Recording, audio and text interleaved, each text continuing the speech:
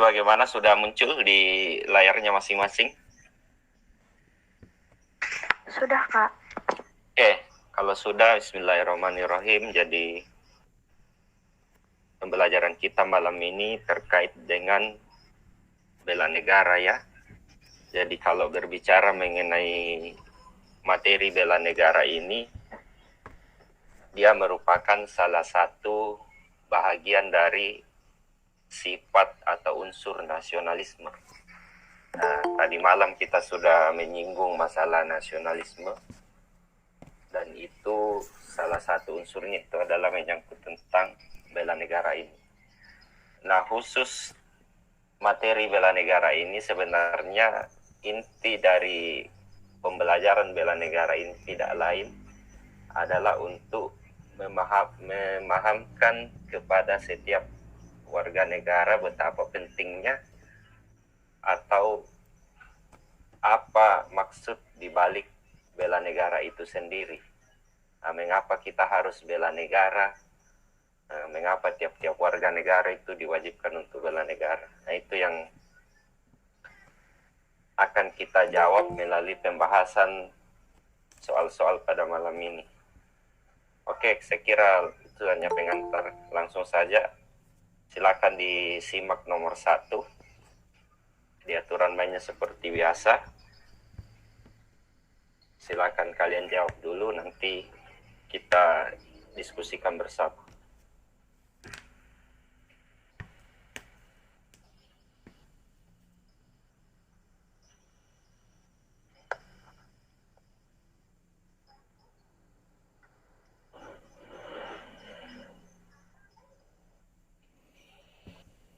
Ya, ini kan di nomor 1 ini kan yang ditanyakan nilai dasar bela negara, kecuali berarti yang bukan.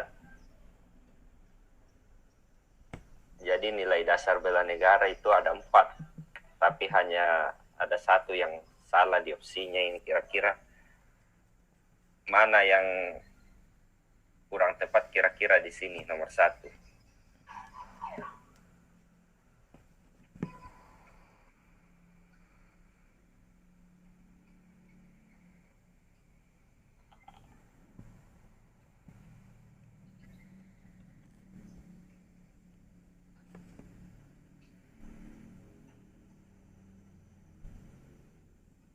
Ada yang sudah jawab? Coba silakan disebut.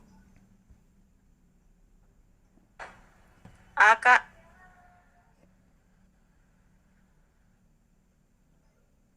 Oke, ada yang pilih opsi A. Ada yang lain? Bravo. Ada yang bravo. Error. Kak.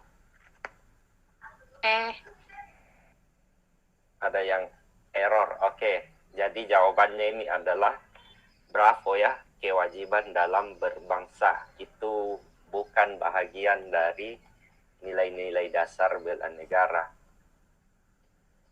Mengapa demikian? Karena kewajiban dalam berbangsa itu ya, itu sebenarnya sudah melekat secara tidak langsung kepada setiap warga negara Indonesia semenjak dia dilahirkan. Kewajiban dalam berbangsa. Jadi itu tidak termasuk ya, karena tanpa disadari itu sudah menjadi pembawaan sejak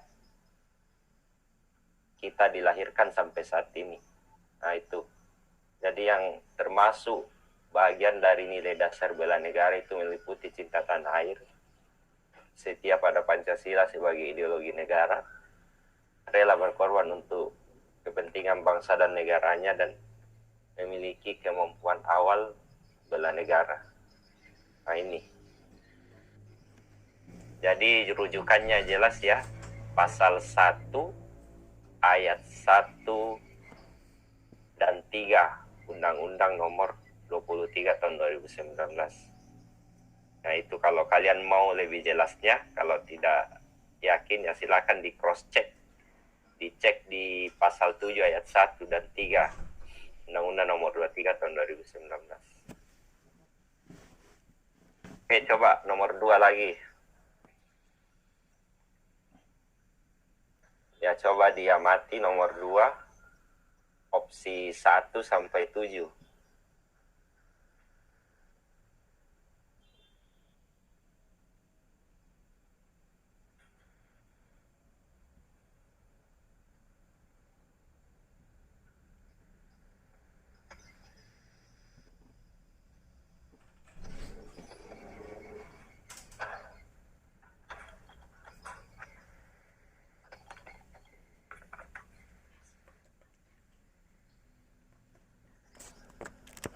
Bagaimana, sudah dibaca? Nah, sekarang lihat opsinya. A. Syarat menjadi komponen cadangan. Ya, jadi komponen cadangan itu tidak lain adalah seluruh masyarakat atau rakyat Indonesia, itu cadangan. Kalau komponen utama, ya itu TNI. Jadi ini sebenarnya meliputi 3 komponen. Ada komponen utama, dalam hal ini TNI. Komponen cadangan, dalam hal ini seluruh rakyat atau masyarakat Indonesia. Dan komponen pendukung. Nah, kalau komponen pendukung, seluruh sumber daya alam, sumber daya buatan yang bisa dimanfaatkan untuk menunjang komponen utama dan komponen cadangan. Nah, itu maksudnya. Misalnya kalau komponen pendukung, kalau misalnya kita diperhadapkan pada situasi perang, ya ada yang standby mengurusi bagian logistik, ada yang bagian makanan, bagian obat-obatan, bagian persenjataan, itu komponen pendukung semua. Jadi dia menopang supaya apa yang dilakukan komponen utama dan komponen cadangan itu bisa maksimal. Nah, itu pendukung. Jadi dia standby di tempat jika diperlukan sewaktu-waktu. Jadi jawabannya itu kalau kita cermati poin 1 sampai 7, itu jelas alfa ya. 1, 2, 3, 4, dan 5. Ya, syarat menjadi komponen cadangan itu tidak mesti harus ada angka 6 dan 7-nya. Kalau komponen utama itu perlu nomor 6 dengan 7. Saya kira ini tidak ada masalah ya. Oke, kita lanjut di nomor 3. Coba diperhatikan nomor 3.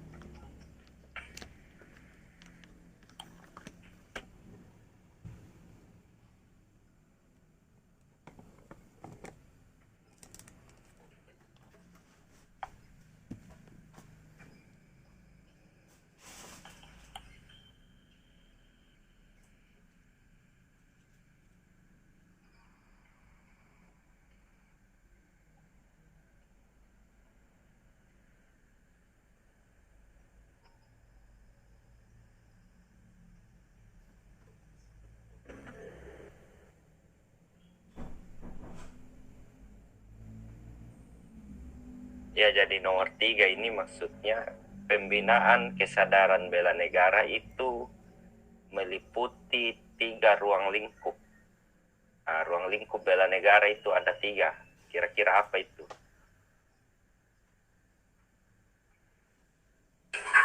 A, Kak. Ya, jawabannya itu adalah A ya, meliputi pendidikan, masyarakat, dan pekerjaan. Nah, itulah sebenarnya tujuannya kita belajar PPKN dulu, mulai SD, SMA, bahkan sampai level perguruan tinggi bagi yang kuliah. Nah, tujuannya apa? Supaya membentuk kesadaran bela negara kita. Jadi ingat, bela negara itu bisa dilakukan melalui 4 hal kalau kita mengacu pada Undang-Undang Nomor 3 Tahun 2002 tentang pertahanan. Yang pertama itu pelatihan dasar kemiliteran secara wajib. Yang kedua, melalui pembelajaran pendidikan kewarganegaraan. Yang ketiga, pengabdian sesuai dengan profesi. Misalnya ada yang berprofesi sebagai guru, dokter atau perawat dan sebagainya ya. Dia juga sebenarnya mengabdi untuk negaranya karena dia menjalankan profesinya masing-masing. Dan yang keempat adalah aktif atau terlibat langsung sebagai anggota TNI atau tentara. Jadi itu 4 hal yang bisa dilakukan dalam bentuk bela negara. Jadi jangan kita maknai bahwa bela negara itu hanya dilakukan bagi tentara saja, tidak. Tapi itu menjadi kewajiban bagi seluruh masyarakat Indonesia pada umumnya. Jadi itu ya, meliputi opsi A, pendidikan, masyarakat, dan kerjaan. Jadi itu ruang lingkupnya. Oke, kita lanjut di nomor 4. Coba diperhatikan nomor 4.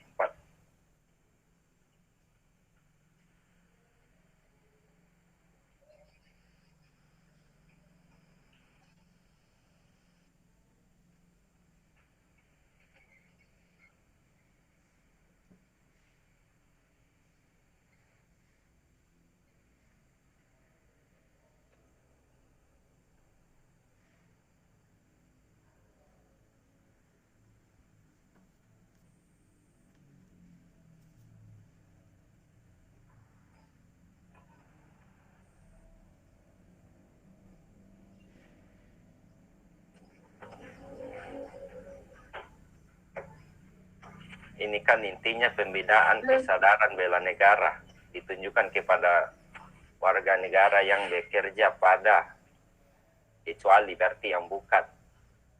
Ada yang sudah jawab? Coba. D. A. Bravo. Oke. Kecuali ya, ingat. Jadi sasaran bela negara itu meliputi sudah pasti TNI, ya. Jadi otomatis bukan Bravo. Kalau badan usaha milik negara, badan usaha milik daerah, yaitu juga termasuk bagian dari pembinaan kesadaran bela negara. Ya. D, badan usaha swasta, ya, atau badan usaha milik negara, itu juga bagian dari usaha bela negara. Yayasan dan koperasi juga, berarti yang bukan itu ormas, ya, atau organisasi masyarakat. Misalnya LSM, Lembaga Swadaya Masyarakat, FPI misalnya, Front Pembela Islam, kalau dulu ada Hizbut Tahrir, nah itu juga semuanya ormas, dan itu bukan ruang lingkup daripada objek bela negara, ya. Tapi objek pembinaan kesadaran bela negara meliputi TNI, badan usaha milik negara atau badan usaha milik swasta, yayasan atau koperasi. Ya, itu sasarannya semua. Mengapa itu? Karena kesemuanya sebenarnya ini dinaungi atau dibawahi langsung oleh negara. Nah, makanya pembinaan kesadaran bela negara itu ditujukan ke semua organisasi ini. Karena mereka itu sebenarnya secara tidak langsung dibawahi atau dinaungi langsung oleh negara. Nah, makanya ormas itu tidak masuk, ya, karena ormas itu bukan badan yang dibawahi langsung oleh negara. Oke, lanjut di nomor 5.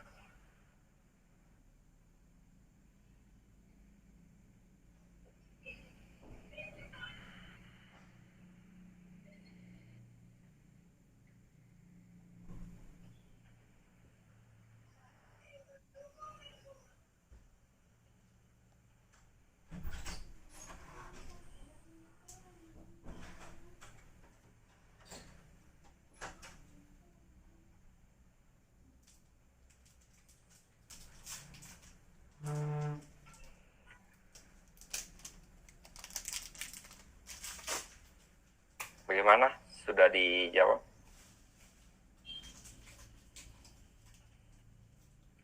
A. Kapan, Kak? Hal tersebut sebagai motivasi bela negara. Oke, kita simpan dulu. Ada yang lain?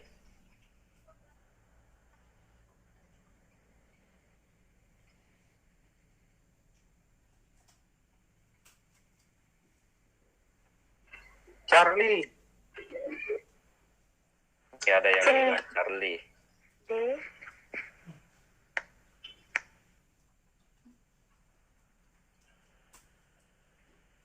Ada lagi yang lain selain pendapat dua temannya tadi? D. Oke, ada yang bilang melaksanakan pilar-pilar negara. Oke, kita bahas ya, ini kan kalau kita amati soalnya ini, si Arif ini akan sangat mencintai bangsa atau negaranya. Kemudian bentuk kecintaannya itu dia lakukan dengan berlatih fisik, boleh dikata setiap harinya lah, demi melewati tes masuk sebagai anggota TNI agar cita-citanya bisa terwujud. Nah, sebenarnya itu saja kata kuncinya dari soal ini. Nah, kalau kita amati si perilaku si Arif ini, itu lebih tepatnya jawabannya adalah opsi Charlie ya, bertujuan untuk membela NKRI, yaitu bagian dari wujud bela negara ya.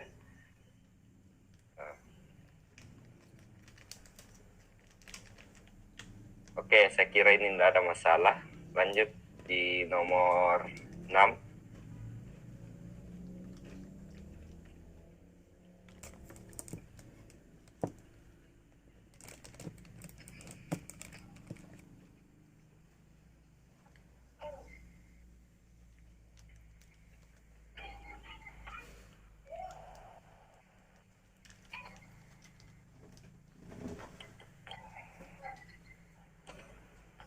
Bagaimana nomor 6 sudah didapat? Bravo. Charlie. D. Oke, ada yang bilang C, ada yang bilang B, D. ada yang bilang D. Ada lagi yang lain? Delta. Oke. Sebenarnya ini soalnya ya, kalau dimaknai ini memang agak sulit karena agak butuh analisis yang mendalam. Ini kan kata kuncinya kesadaran dalam membela negara dari berbagai ancaman, baik dari dalam maupun dari luar. Ialah, kalau untuk membendung ancaman yang kemungkinan datang dari dalam negeri maupun luar negeri, itu harusnya pengabdian sebagai seorang politisi. Error harusnya itu. Mengapa? Karena kalau orang itu menjadi politisi atau politikus, misalnya sebagai anggota DPR misalnya, atau dia bekerja di bagian eksekutif, dia akan berperan penting dalam mengambil sebuah kebijakan yang tentunya akan berpengaruh pada masyarakat luas. Nah, kebijakannya itu bisa berdampak dalam negeri tentunya, dan bisa juga berdampak ke luar negeri. Nah, itu politisi. Hanya politisi yang bisa melakukan seperti itu. Nah, kalau TNI ya, itu kalau ancamannya hanya dari aspek luar saja. Tapi ini kan yang ditanyakan dari dalam juga. Nah, sebaliknya juga begitu, kalau hanya ancaman dari dalam ya itu harusnya Polri misalnya. Tapi karena ini yang ditanyakan ancaman yang kemungkinan datang baik dari dalam maupun dari luar, ya harusnya itu adalah pengabdian sebagai politisi, karena seorang politisi itu adalah penentu kebijakan di sebuah negara. Nah, kebijakan yang diambil itu atau yang dibuat itulah yang bisa berdampak bagi negaranya, baik dari dalam negerinya maupun dari luar negerinya itu sendiri. Oke, saya kira itu. Lanjut di nomor 7.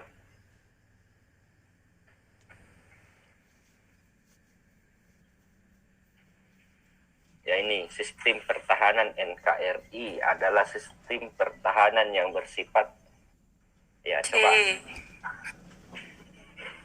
Ya, ada yang lain selain C? Komando. Atau sepakat C? Ya, sistem pertahanan NKRI kita adalah bersifat semesta. Semesta itu singkatan dari sistem pertahanan rakyat secara menyeluruh atau semesta. Mengapa semesta? Karena sistem pertahanan negara kita itu dibangun di atas seluruh kepentingan masyarakat atau seluruh warga negara kita. Makanya semesta, karena bukan hanya TNI atau Polri yang terlibat di dalamnya, tapi seluruh warga negara Indonesia. Makanya dia dikatakan semesta. Semesta itu artinya dia bersifat menyeluruh. Tidak harus mengkhususkan bahwa ini tugasnya tentara misalnya, ini tugasnya polisi, enggak. Tapi semesta itu adalah sifatnya menyeluruh. Menjadi kewajiban kita semua ikut andil dalam bela negara sepanjang kita berstatus sebagai WNI, warga negara Indonesia. Tuh. Oke, saya kira itu ya. Lanjut di nomor 8.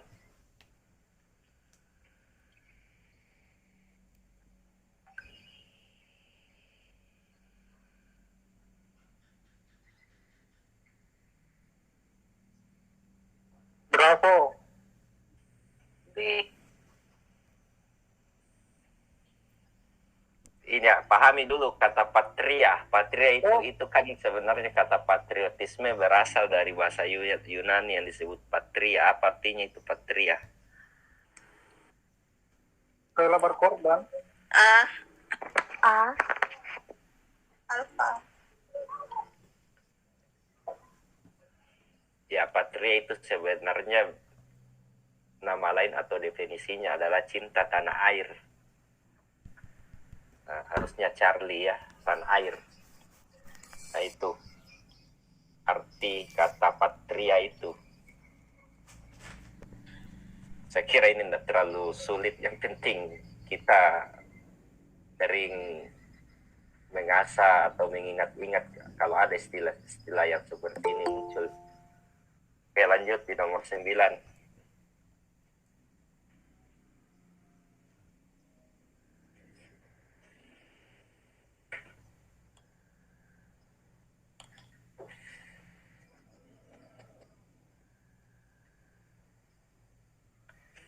Nah, ini yang ditanyakan, landasan pendidikan bela negara meliputi landasan berikut.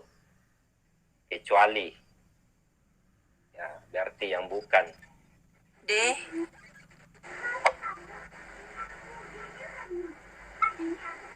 Ya, landasan pendidikan bela negara itu meliputi 4 ya. Landasan yuridis, filosofis, historis, dan religius. Ya, kecuali landasan epistemologi. Tidak ada landasan epistemologi. Mengapa? Karena epistemologi itu bagian dari filsafat. Kalau kita belajar filsafat ada ontologi, epistemologi, dan aksiologi. Jadi epistemologi di sini kesasar. Dia tidak berada pada tempat yang semestinya ya. Nah, itu saja kalau ada soal seperti ini. Jadi landasan bela negara meliputi 4 hal tadi, yuridis, filosofis, historis, dan religius. Oke, kita lanjut di nomor 10.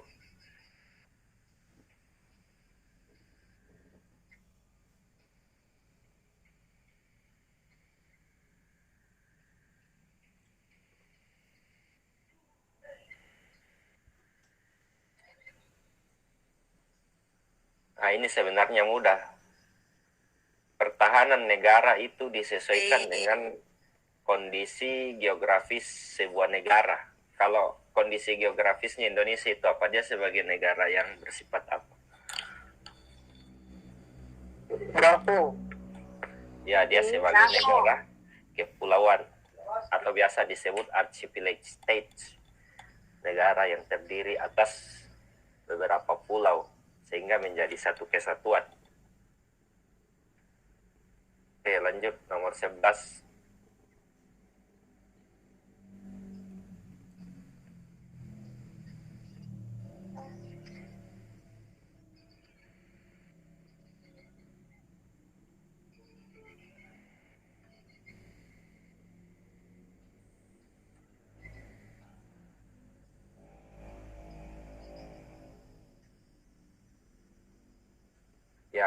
artinya ini bentuk ancaman militer yang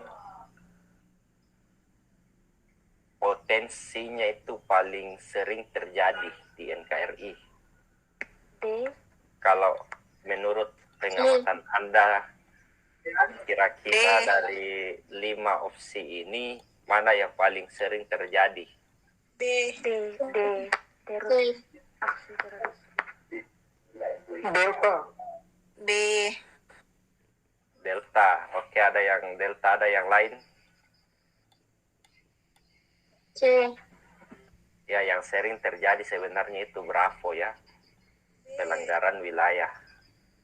Ya, kalau Anda amati yang di Natuna sana itu kan paling sering terjadi pelanggaran di situ. Kapal-kapal. Terorisme juga sering ya. Iya benar, tapi yang paling sering itu pelanggaran wilayah. Kalau teroris itu kan tidak setiap saat. Lebih dominasi pelanggaran wilayah yang ada di Natuna sana. Nah, dan itu paling susah sampai sekarang ditemukan akar masalah atau solusinya. Mengapa pelanggaran wilayah itu paling mendominasi? Karena ya sebenarnya kalau Anda cermati yang di Natuna sana, itu kan yang berkepentingan di sana bukan hanya satu negara, bukan hanya Malaysia, tapi Cina, Vietnam, ya pokoknya seluruh negara yang ada di situ. Dan itu bukan hanya satu negara biasanya saja yang melanggar masuk di zona ekonomi eksklusif kita, Indonesia, ZEE. Tapi itu juga didominasi oleh nelayan misalnya dari Vietnam, yang Cina itu paling sering juga masuk, dan Malaysia ini yang 3 negara yang paling sering melakukan pelanggaran wilayah. Pertanyaannya, kalau ada yang mengatakan kenapa itu merupakan ancaman berupa militer, karena ya kalau kapal-kapal nelayan Cina itu masuk misalnya, mereka itu kan dikawal oleh kapal penjaga pantainya. Dalam hal ini ya tentaranya yang mengawal supaya mereka dengan leluasa mencaplok atau melakukan illegal fishing di negara yang bukan wilayahnya. Nah itu. Jadi tepatnya pelanggaran wilayah, karena ini yang paling sering terjadi. Kalau teroris kan tidak setiap saat. Terakhir itu teroris kemarin yang di Makassar ya, itu pun ya sejauh ini, tapi semoga tidak ada lagi seperti itu ya. Oke, kita lanjut di nomor 12.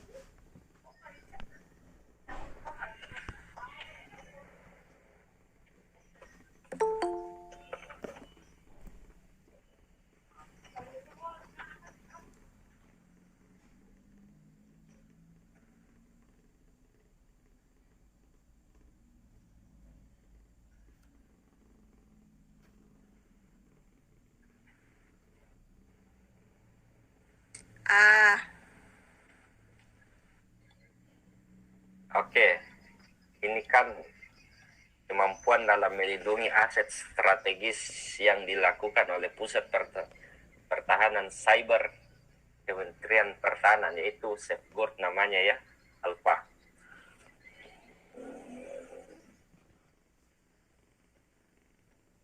Oke, kita lanjut di nomor 13.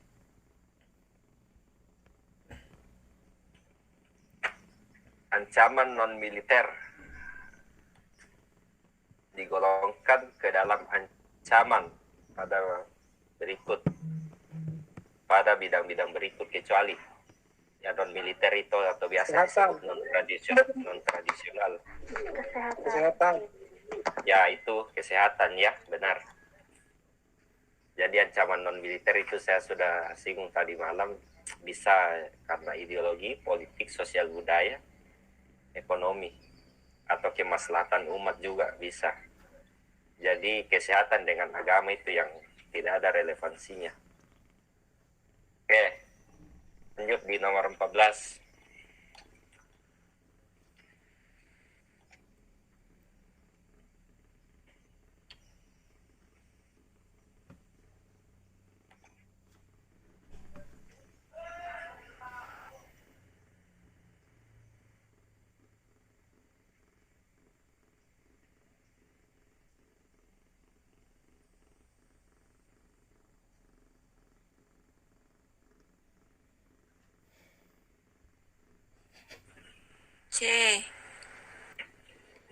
Ya, tepatnya cyber ya, ancaman cyber.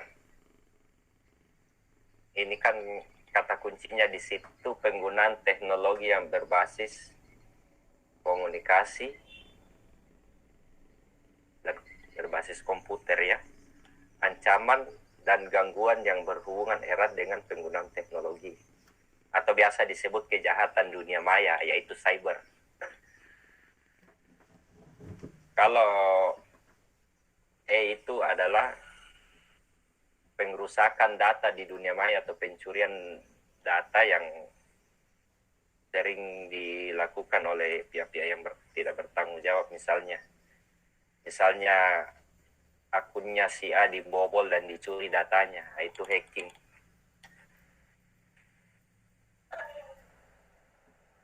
Oke, kita lanjut di nomor 15.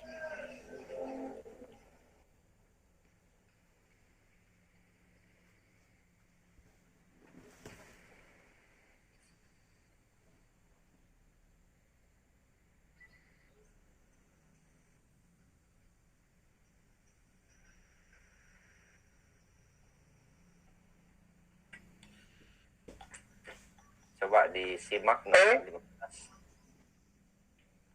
Ya, ada yang lain? Ya, tepatnya itu adalah error ya. Setiap warga negara dewasa yang telah sehat jasmani maupun rohani.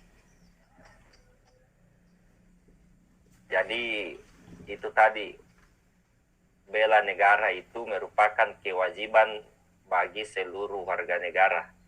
Tidak dikhususkan apakah dia tentara atau polisi, tidak.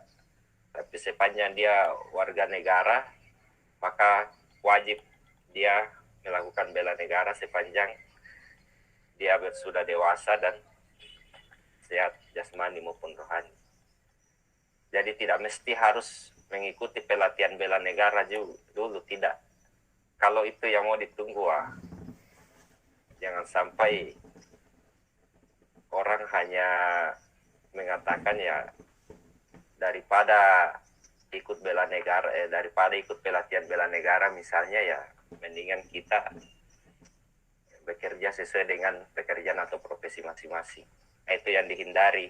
Makanya tepatnya itu adalah seluruh warga negara yang sudah dewasa dan sudah sehat jasmani maupun rohaninya, maka secara tidak langsung kewajiban bela negara itu melekat pada diri masing-masing. Oke, lanjut di nomor 16.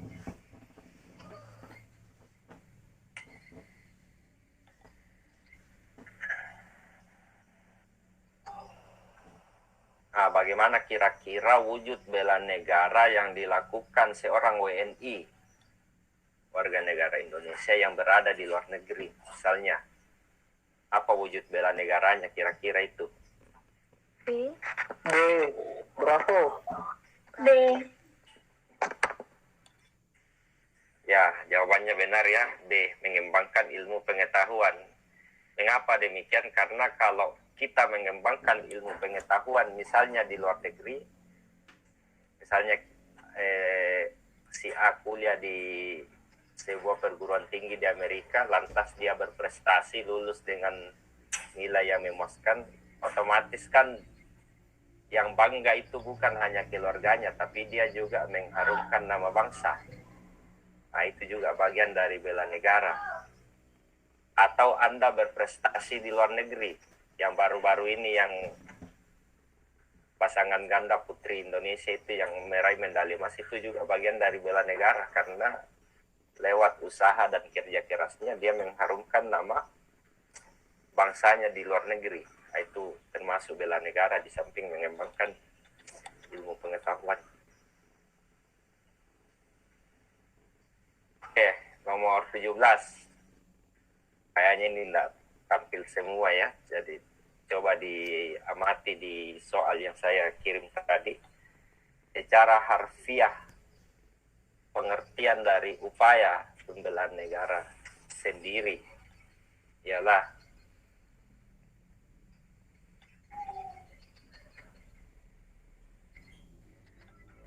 pengertian dari upaya pembelaan negara sendiri.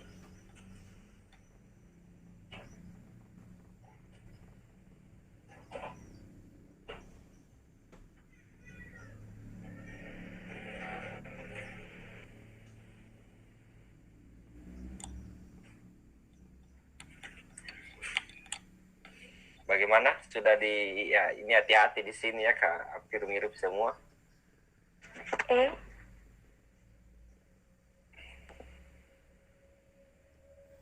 Ada yang lain selain jawabannya yang disampaikan temannya? D. Ya, jadi secara harfiah itu atau secara definisinya pengertian dari upaya pembelaan negara itu tidak lain adalah sikap dan perilaku warga negara yang berlandaskan Pancasila dan Undang-Undang Dasar. Ya, jawabannya error ya. Jadi secara harfiah bela negara itu bukan hanya dipahami secara teoritis, tapi yang paling penting di sini adalah bagaimana kita menerapkan dalam kehidupan sehari-hari. Nah, itulah sikap dan perilaku. Itu error ya. Dan sikap dan perilaku yang ditunjukkan pun itu harus mengacu atau berlandaskan pada Pancasila dan Undang-Undang Dasar 45. Jadi kalau kita melakukan sesuatu, itu harus jelas dasar hukumnya atau dasar yuridisnya yang membenarkan kita melakukan itu apa. Nah, kalau kita berbicara mengenai bela negara, apalah dasar yuridisnya, yaitu banyak. Di Undang-Undang Dasar ada di pasal 27 ayat 3, kemudian dipertegas di pasal 30 ayat 1 dan 2, dan diperjelas kembali atau dijabarkan lebih lanjut di Undang-Undang Nomor 3 tahun 2002 tentang bela negara. Nah, itu. Oke, lanjut di nomor 18.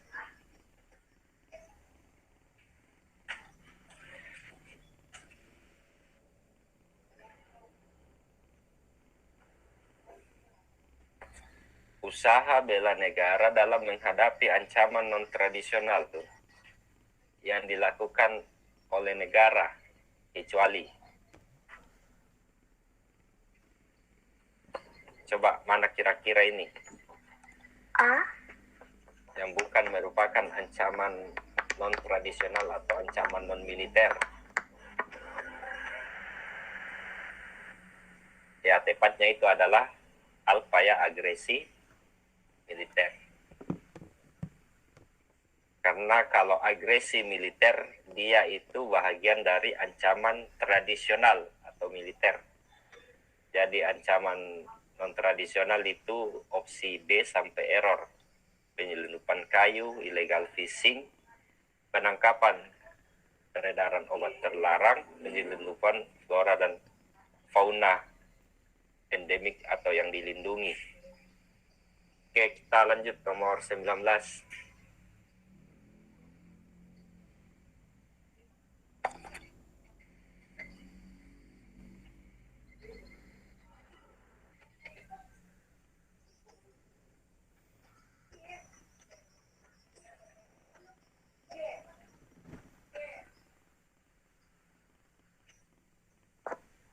A. Keikutsertaan warga negara dalam upaya pembelaan negara. Ya, yang dibebankan kepada siswa di bangku sekolah, yaitu tepatnya adalah A ya, mendapatkan pendidikan kewarganegaraan atau PKN.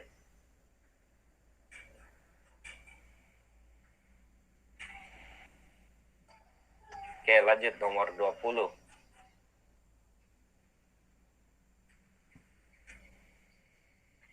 Yang bukan termasuk ancaman militer yang mengancam ketahanan negara E. adalah ya globalisasi. Jadi spionase, agresi, invasi, sabotase, yaitu bagian dari ancaman militer.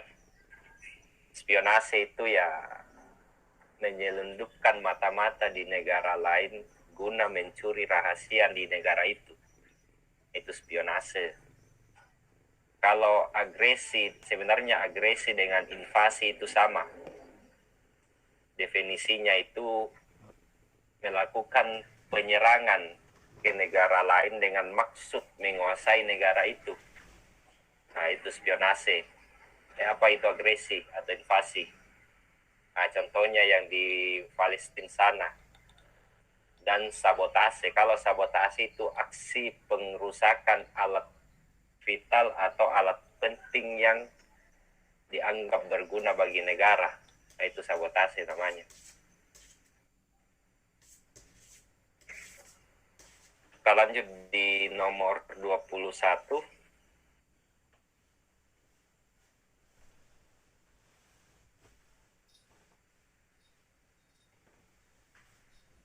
Dalam negara Indonesia dalam mengupayakan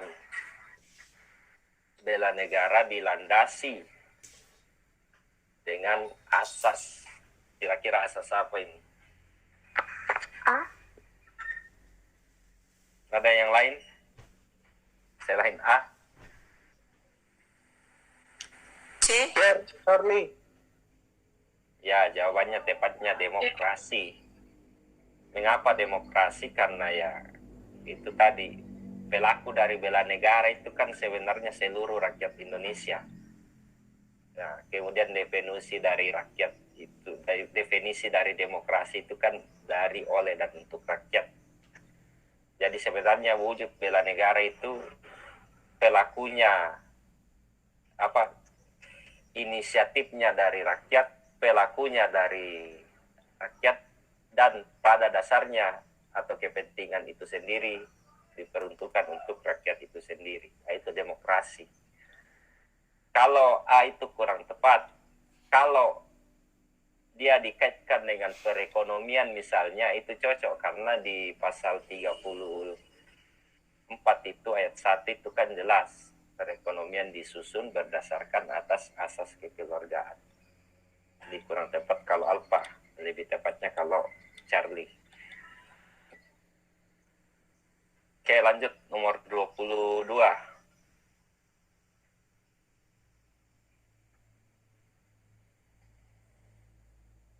Soalnya mana? Belum muncul gak soalnya? Udah, Kak.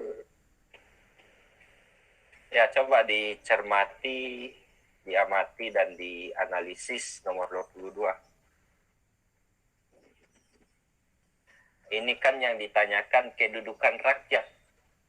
B. Itu bela negara. A. Dalam sistem pertahanan keamanan rakyat semesta. Merupakan, ya jawabannya itu harusnya alfa, cadangan. Ingat posisi rakyat itu cadangan ya. Nanti kalau kekuatan komponen utama itu terdesak, ya baru komponen cadangannya itu ikut membantu.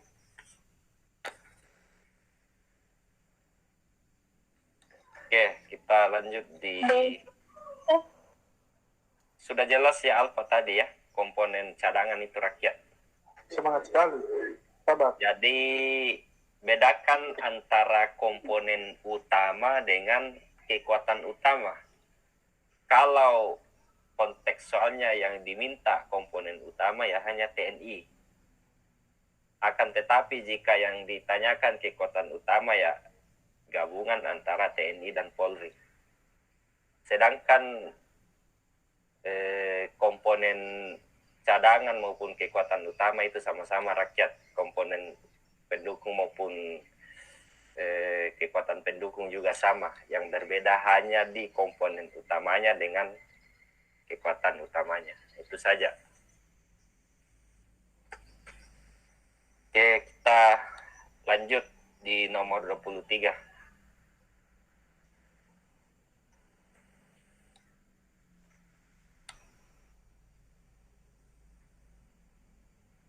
Bentuk ketahanan nasional yang memperhatikan kondisi geografis. Ya, saya kira ini sudah tadi ya. Itu Ada yang jawab ini? B, Kak. Ya, archipelago state ya. Jadi lawan dari archipelago state itu adalah island state. Island state itu artinya negara yang hanya terdiri dari satu pulau. Lanjut nomor 24.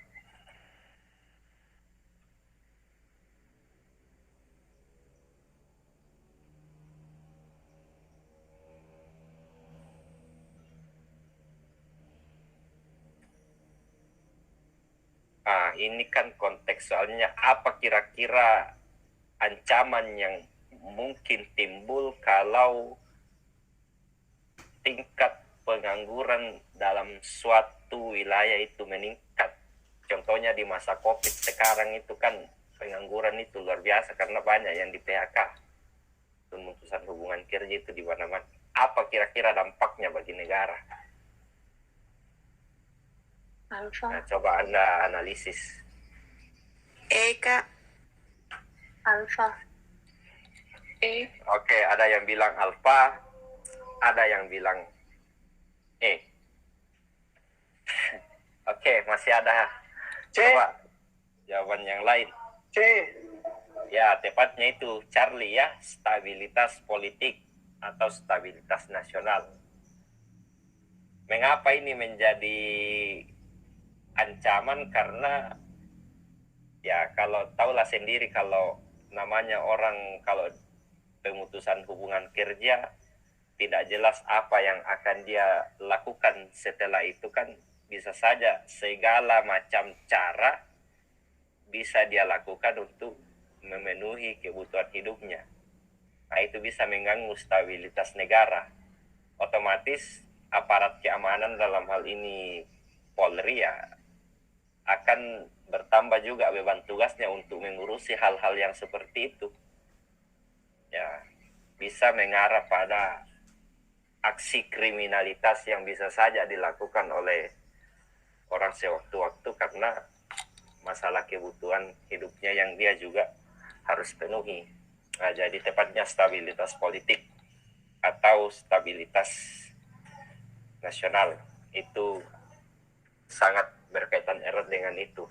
Dan kalau Anda cermati fenomena yang terjadi sekarang ya, inilah yang terjadi yang dimaksud di opsi C ini.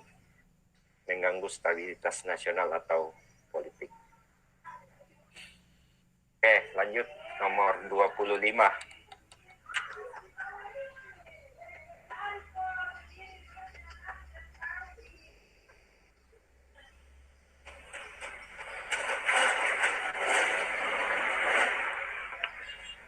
Maksud dari kata semesta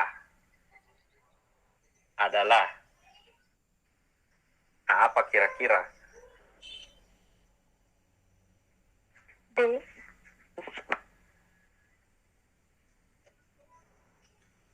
Ya ada yang bilang D, delta, ada yang lain selain delta? Saya kira sudah tepat jawabannya delta ya. Jadi semesta itu keikutsertaan seluruh masyarakat atau rakyat dan sumber daya nasional. Lanjut nomor 26.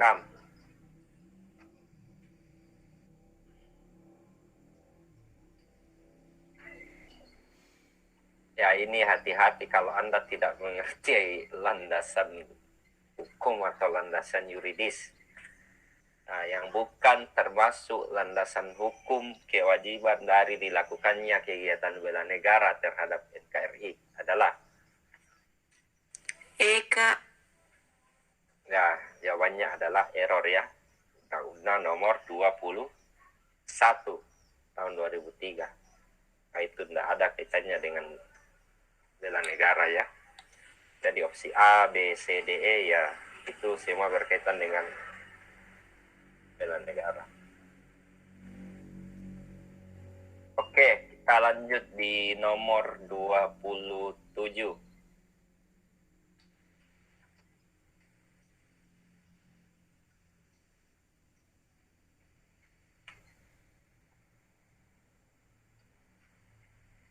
ini kan nomor 27, bagaimana implementasi atas kesadaran bela negara dalam ruang lingkup masyarakat. Itu dicontoh Delta. perilaku seperti apa? Delta. Ya, jawabannya itu sudah pasti Delta ya, mengikuti dan melaksanakan kegiatan siskamling secara rutin. Tujuannya apa? Supaya ya kampung kita Keamanan. terjaga setiap saat dari hal-hal yang kita tidak inginkan. Atau istilah lainnya itu ronda, kalau yang istilah orang-orang dulu. Terakhir, nomor 28.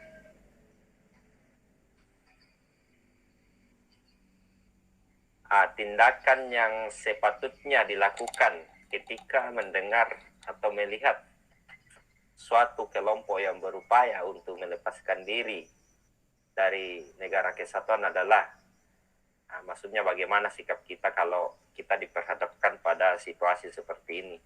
Apa yang Anda lakukan? D, Kak. Ya, jawabannya Delta ya. Segera melaporkan ke pihak berwajib dan menunjukkan bukti-bukti. Kalau ditanya pihak berwajib mana ya, itu urusannya TNI ya. Nah, itulah tujuannya TNI, supaya jangan sampai ada satu jengkal pun tanah NKRI yang berpindah tangan ke negara lain. Nah, itu. 29.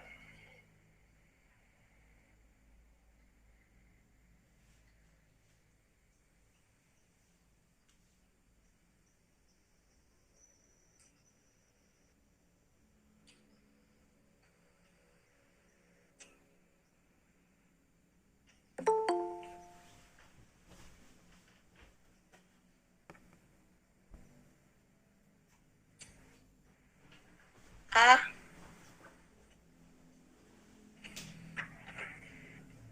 Ada yang lain selain opsi A?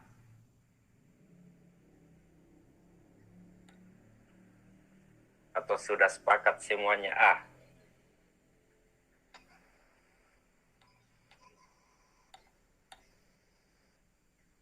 Ya, jadi sudah benar ya jawabannya itu alfa. Sesuai dengan proses perjuangan kemerdekaan sampai pada titik yang membahagiakan, yang merdeka, bersatu, berdaulat, yaitu sebenarnya bunyi dari alinea kedua pembukaan Undang-Undang Dasar 45. Nah, itu semangat bela negara ada di situ. Dan itu harus dipertahankan. Artinya bahwa bela negara itu merupakan amanat para pendiri bangsa. Nah, makanya itu pembukaan Undang-Undang Dasar 45 itu sakral. Dia tidak bisa diamandemen, tidak bisa diubah. Karena dari alinea 1 sampai 4 itu menganut nilai-nilai dasar atau fondasi yang menentukan sebuah negara itu berdiri atau tidak. Nah, itu yang tidak bisa diubah, karena sebenarnya tiangnya kita merdeka itu ada di pembukaan Undang-Undang Dasar 45. Nah, kalau itu sampai roboh goyah ya, konsekuensinya negara bisa saja bubar. Karena fondasinya sudah tidak utuh lagi, atau dasarnya yang sudah tidak ada. Oke, kita lanjut nomor 30.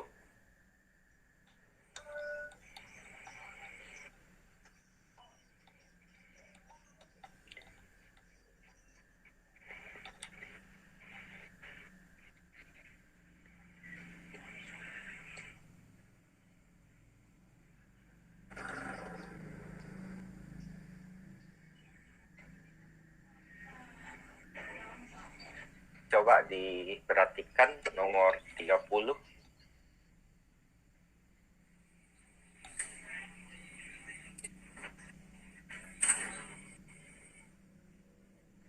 C. D. Ada yang C. Ini bukan makna ya, A. sudah pasti.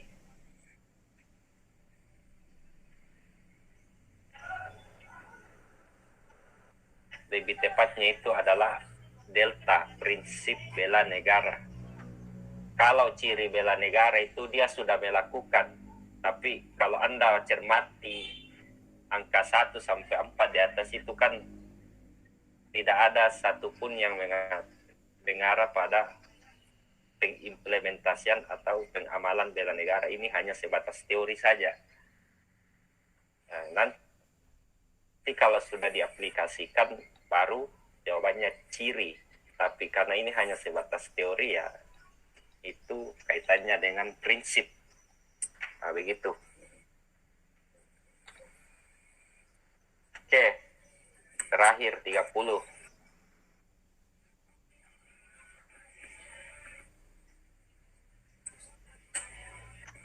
Jika misalnya negara kita dalam keadaan darurat atau genting akibat serangan musuh, baik dari luar negeri maupun dalam negeri, maka sikap yang harus ditunjukkan oleh warga negara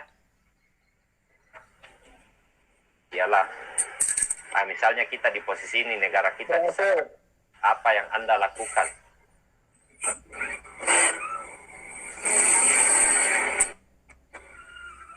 Delta. Ya, jawabannya tepatnya delta. Berperan aktif dalam pembelaan negara dengan penuh kesadaran. Ya, tidak mesti bilang harus dibutuhkan tenaganya baru dia ikut campur, tapi sepanjang dia merasa bahwa dia dibutuhkan kehadirannya di situ, maka dengan sendirinya ada panggilan hati nurani atau jiwanya untuk melakukan aksi pembelaan negara itu, meskipun tanpa harus dia dipanggil terlebih dahulu atau nanti setelah terdesak temannya baru dia ikut membantu, tidak, tapi dia dengan penuh keaktifan, penuh kesadaran ikut andil berpartisipasi dalam kegiatan bela negara. Jadi ada panggilan hati nurani yang menggerakkan dia sehingga dia berperan aktif dalam bela negara dengan penuh kesadaran. Nah, itu. Oke, saya kira ini saja dulu untuk malam ini terkait bela negara. Jadi sebenarnya materi bela negara sudah terwakili semua dari soal di 31 nomor ini. Ya, soal implementasinya ya saya kira juga sudah disinggung. Saya kira itu terkait bela negara. Saya buka sesi tanya jawab. Jika ada yang mau ditanyakan, saya silakan. Atau ada yang sudah try-out di sini, ada soalnya yang kalian kurang pahami, mengerti ya. Di forum inilah bisa kita sharing. Ya, silakan. Kalau ada kendalanya, mungkin ada yang belajar, ada soal yang dia tidak mengerti, tidak pahami atau kurang dihayati, ya bisa disampaikan di sini. Saya silakan kalau ada.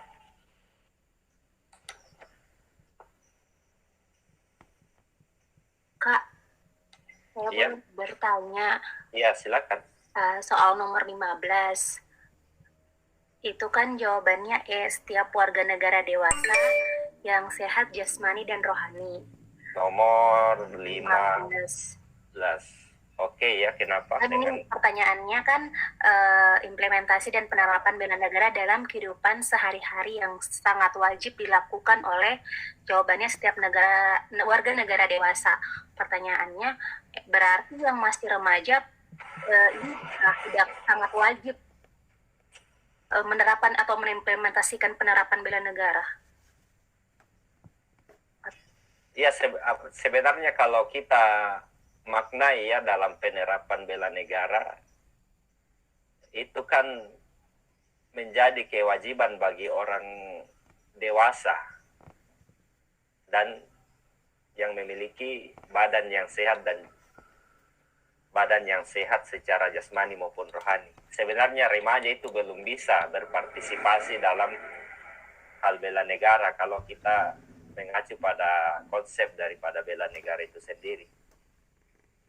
Ya, jadi kalau remaja ya umur 14-an lah sampai 15 tahun, 17 tahun. Kalau dia sudah 18 tahun ke atas ya dia sudah wajib ikut dalam bela negara itu sendiri. Meskipun dia dewasa, kalau ada gangguan, misalnya gangguan jiwanya, itu tidak dibebankan kewajiban bela negara pada dirinya. Tapi itu menjadi kewajiban bagi semua warga negara yang sudah dewasa dan sudah sehat secara jasmani maupun rohaninya. Jadi anak-anak dengan anak remaja sebenarnya itu bukan bagian dari pengimplementasian dari bela negara.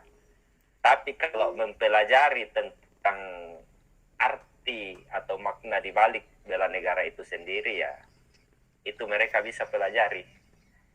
Nah, kalau kita di level SD dulu sampai SMA kan itu masih usia remaja. Nah, itu hanya sebatas teorinya saja atau prinsip-prinsipnya saja yang diajarkan. Nah, nanti setelah kita masuk di level perkuliahan atau perguruan tinggi, disitulah kita biasanya diajarkan, kalau di mata kuliah PPKN biasanya, bahwasanya pendidikan bela negara itu diimplementasikan oleh orang dewasa yang secara sehat jasmani maupun rohaninya. Nah, itu saja perbedaan mendasarnya. Saya kira bisa ya dimengerti ini. Ya Kak, masih. Ada lagi yang lain?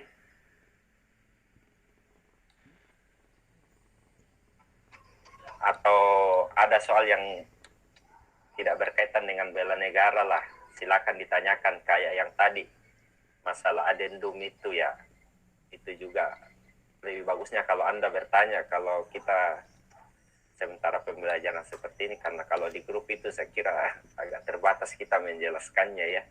Kalau seperti ini kan ya ada keleluasaan untuk itu. Ada lagi yang mau disampaikan? Ya, pokoknya materi soal TWK lah. Kalau ada yang belajar, ada yang tidak dimengerti, dipahami, silakan ditanyakan. Saya kasih waktu 2 menit.